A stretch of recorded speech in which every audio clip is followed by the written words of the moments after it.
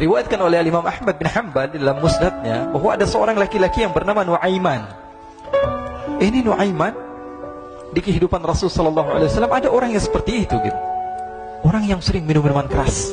Rasulullah SAW marah, murka. Rasulullah kalau yang berhubungan dengan Rasulullah tidak marah. Tapi kalau sudah berhubungan dengan agama, Rasulullah SAW adalah orang yang paling marah, orang yang paling istiqamah dalam kebenaran. Maka Rasulullah panggil Nuaiman, apa yang kau lakukan? Dia katakan, aku minum minuman keras ya Rasulullah. Rasulullah cambuk dia. Kemudian dia bertobat kepada Allah. Kemudian ketahuan lagi minum. Kemudian dicambuk lagi oleh Rasulullah SAW, sehingga sebagian sahabat memukul dia dengan pukulan yang banyak. Sehingga apa yang berlaku? Sebagian sahabat mengatakan, la'natullahi ala Nuaiman. Semoga Allah melaknat Nuaiman. Dia mempermainkan Rasulullah.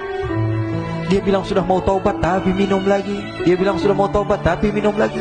Maka Rasulullah SAW mengatakan, la tal'anuh fa innahu yuhibbullah wa rasulah. Kata Rasulullah, jangan kamu laknat Nuaiman, karena dia itu cinta sama Allah, cinta sama Rasulnya. Dalam riwayat dia dicintai Allah dan dicintai oleh Rasulnya Muhammad sallallahu alaihi wasallam. Ibn Majah menceritakan bahwa Nuaiman ini pernah suatu waktu diajak oleh Sayyidina Abu Bakar pergi ke negeri Syam. Negeri Syam itu di mana?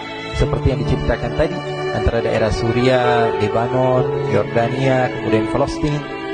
Daerah seperti itu. Umumnya orang Quraisy pada masa itu mereka memiliki rihlah berdagang, membeli dagangan ke Syam, kemudian dijual lagi di kota Makkah. Ketika itu Rasulullah SAW didatangi Abu Bakar. Sayyidina Abu Bakar mengatakan kepada Rasulullah, ya Rasulullah, saya mau izin ya Rasulullah. Mau apa? Saya mau ajak dua sahabat kamu ini ikut berdagang ya Rasulullah. Siapa kata Rasul? Nuaiman. Kata Rasulullah, Nuaiman kamu mau ajak? Mau ngapain? Biar seru-seruan aja ya Rasulullah. Kata Rasulullah, ya sudah, saya izinkan kamu bawa Nuaiman. Ketika itu Sayyidina Abu Bakar membawa Nuaiman sama satu sahabat namanya Suwaibid ibn Harmalah. Siapa namanya? Suwaibid ibn Harmalah. Ini sahabat Rasulullah SAW yang memiliki sifat yang berbeda-beda. Kalau Nuaiman ini aneh. Pernah Rasulullah SAW dibawain makanan banyak, dikasih Rasulullah, dikasih sahabat semua. Semuanya sudah makan, tiba-tiba si Nuaiman ini, sahabat Nabi Nuaiman mengatakan kepada Rasulullah, ya Rasulullah, ini yang penjualnya, tolong kau yang bayar ya Rasulullah. Makanan udah habis. Makanan udah habis. Rasulullah SAW bingung, saya yang bayar. Akhirnya Rasulullah katakan kepada sahabat, ayo keluarkan uang, kita patungan, kita bayar. Rasulullah aja dimainin, apalagi kita orang. Sallu ala Nabi Muhammad. Nuaiman diajak Sayyidina Abu Bakar. Kata Rasulullah SAW, benar kamu mau ajak Nuaiman? Iya ya Rasulullah. Diajaklah. Diceritakan dalam riwayat Ibn Majah, diceritakan juga dalam Syiar A'lam An-Nubala, diceritakan juga dalam Musnadnya Imam Ahmad bin Hanbal, dalam riwayat Imam Ahmad bin Hanbal. Maka diceritakan Nuaiman diajak oleh Sayyidina Abu Bakar. Sesampainya di negeri Syam, semua dibagi tugas. Fulan bin Fulan kerjaannya ini, Fulan bin Fulan kerjaannya ini, semua memiliki kerjaan. Nuaiman tanya, wahai Abu Bakar, kerjaannya saya apa wahai Abu Bakar? Kata Sayyidina Abu Bakar, kamu mau ngapain terserah kamu.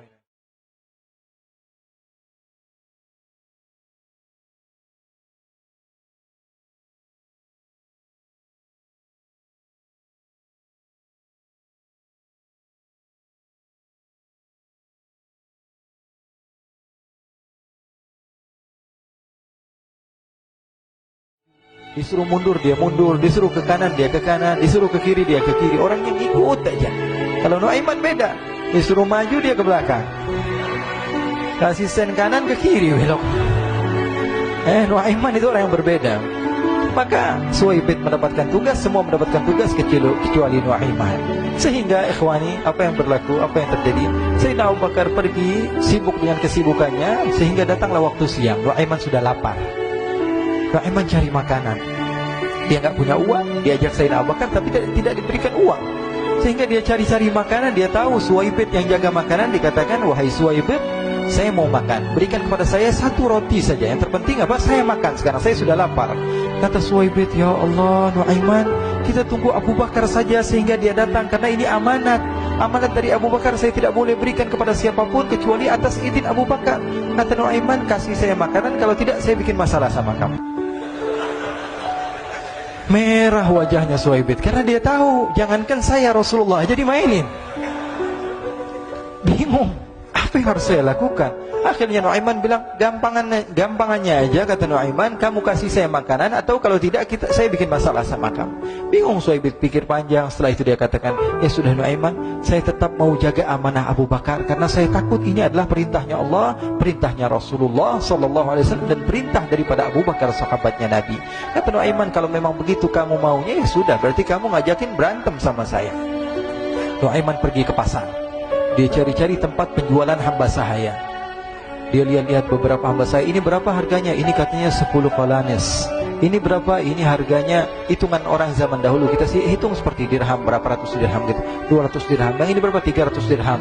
Yang ini berapa harga hamba sahaya? 300 dirham. Harganya antara 300, 200 sampai 100. Kemudian Nuaiman mengatakan kepada penjual hamba sahaya tersebut, saya punya juga hamba sahaya, tapi saya jual cuma 20 dirham saja, murah. Apa benar ada hamba saya harganya segitu? Iya, karena dia punya aib, ada kekurangan. Apa? Nanti kalau kalian tangkap, dia bakalan teriak, saya ini bukan hamba sahaya, tapi orang merdeka. Akhirnya semua orang berkumpul mau beli. Ini Nuaiman sama Nuaiman diajak ke Suhaib bin Harmalah tadi. Kata Nuaiman, itu ada orang yang berdiri sedang menjaga makanan, itu hamba saya, tangkap saja. Oh, baik. Diberikan uang 20 dirham, dimasukkan oleh Nuaiman ke kantongnya, kemudian Suhaib ditangkap. Ketika ditangkap, Suhaib teriak, saya bukan hamba saya orang merdeka. Maka orang-orang tersebut mengatakan, saya sudah tahu kekurangan kamu. Ini memang kekurangan kamu, memang kamu, tapi saya tidak perlu dengan bacot kamu, yang penting kerjanya kamu gitu. Ya kan hamba saya untuk apa? Untuk kerja. Mau dia ngomong apa, mau ngomel, terserah, yang penting dia mau kerja. Akhirnya ditangkaplah Suhaib dan dijual di pasar. Nuaiman punya uang banyak ini. Dia beli makanan, dia beli minuman, dia beli hadiah buat Rasulullah. Dia beli macam-macam di negeri Syam ini. Waktu itu adalah superpower, adidaya Romawi. Pada masa itu semua barang mahal, tapi Nuaiman banyak uangnya. Dia belanja ini, belanja itu, sehingga Sayyidina Abu Bakar pun pulang.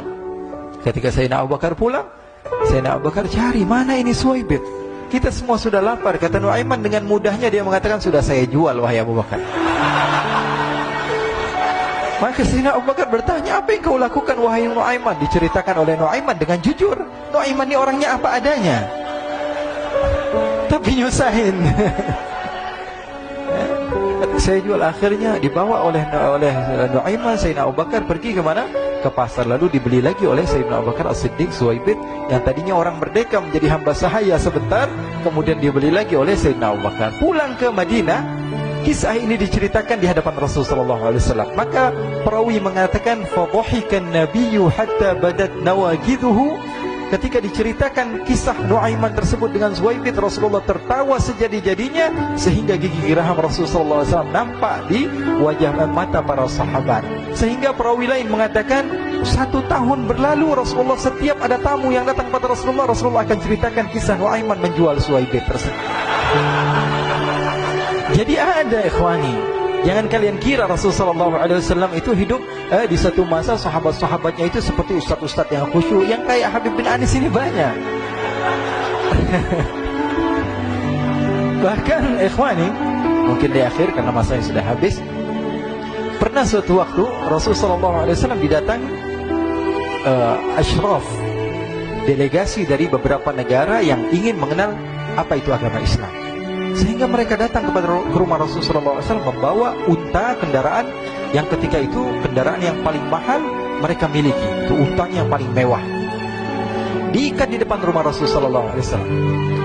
Tamunya pun masuk, duduk bersama Rasulullah SAW. Di depan rumah Rasulullah SAW ada beberapa sahabat. Ada Sayyiduna Hamzah. Kalian tahu Sayyidina Hamzah adalah orang yang pemberani. Ada Sayyiduna Umar. Kalian tahu Sayyidina Umar adalah orang yang pemberani. Ada Sayyiduna Ali bin Abi Thalib. Ada Sayyiduna Sa'ad bin Abi Waqqas. 4 sahabat ini lagi nongkrong gitu depan rumahnya Rasulullah SAW, berjaga sebelum Allah Subhanahu wa ta'ala turunkan ayat wallahu ya'simuka minan nas. Ketika mereka sedang asyik duduk, tiba-tiba Nuaiman datang. Ini Nuaiman kalau datang pasti bikin sesuatu yang aneh. Bahkan dikatakan tidaklah Rasulullah SAW dalam keadaan bersedih, kecuali Nuaiman datang Rasulullah akan tersenyum. Jadi sebagian sahabat itu senang kalau sudah Nuaiman datang, pasti Rasulullah bahagia. Tapi ketika itu Nuaiman datang, ingin duduk bareng-bareng Sayyidina Hamzah. Sayyidina Hamzah katakan kepada Nuaiman, bercanda begitu. Nuaiman, kamu lihat unta orang datang dari luar Arab ini. Lihat, kata Nuaiman, ini besar banget ini, badannya besar gitu. Dagingnya pasti banyak. Iya nih, kalau kita sate enak nih ntar malam. Kata Nuaiman. Kata Sayyidina Hamzah, apakah kamu berani? Kata Nuaiman, saya berani aja asal kalian gak bilang sama Rasulullah. Kata Sayyidina Hamzah, benar wahai Nuaiman, benar kan? Akhirnya Sayyidina Hamzah lupa masalah itu, cuma bercanda-bercanda saja.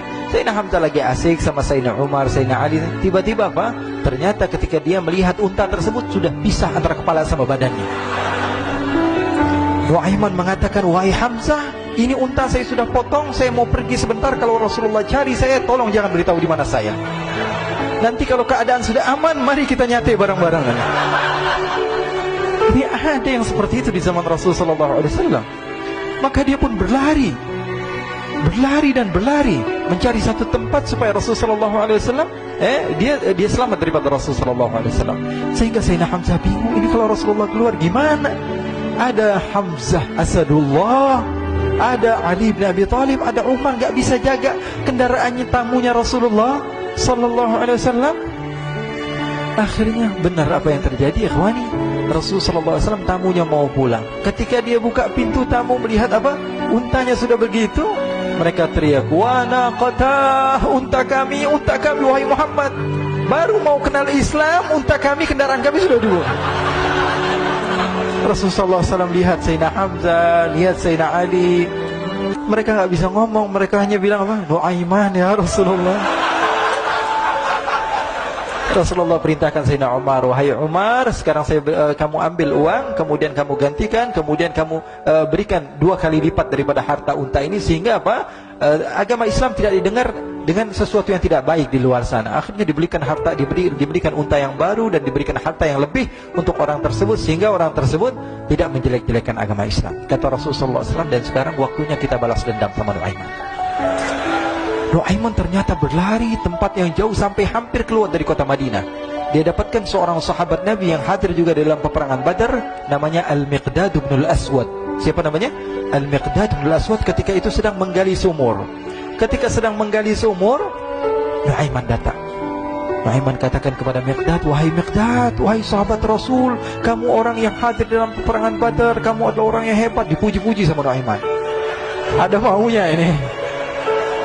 Akhirnya dia bilang, wahai Miqdad, tolong saya. Kenapa wahai Nuaiman? Kamu ini kekasihnya Rasulullah, orang yang disayang sama Rasulullah. Kenapa? Saya ini sedang dikejar-kejar orang jahat. Tolong selamatkan saya. Saya pengen masuk ke dalam sumur, boleh atau tidak? Kata Miqdad, siapa yang mengejar kamu? Pokoknya saya dikejar sama orang-orang. Kamu mau atau tidak selamatkan saya? Ya sudah, selagi kamu itu adalah sahabat Nabi, silahkan kamu masuk. Masuk akhirnya Nuaiman ke dalam sumur tersebut. Lalu Nuaiman mengatakan, wahai Miqdad, dia keluar lagi. Nanti kalau ada yang cari saya, tolong jangan beritahu saya di dalam sumur ya. Kata Miqdad, baiklah. Kata Nuaiman, siapapun yang bertanya tentang saya, kamu tidak akan kasih tahu. Iya, kata. Walaupun Rasulullah yang tanya saya. Katanya, enggak mungkin Rasulullah datang ke tempat sejauh ini. Iya, walaupun Rasulullah. Akhirnya masuk Nuaiman. Setelah beberapa menit Rasulullah dan rombongan benar datang. Miqdad bingung ini. Ini kenapa Rasulullah datang ke RW kami ini?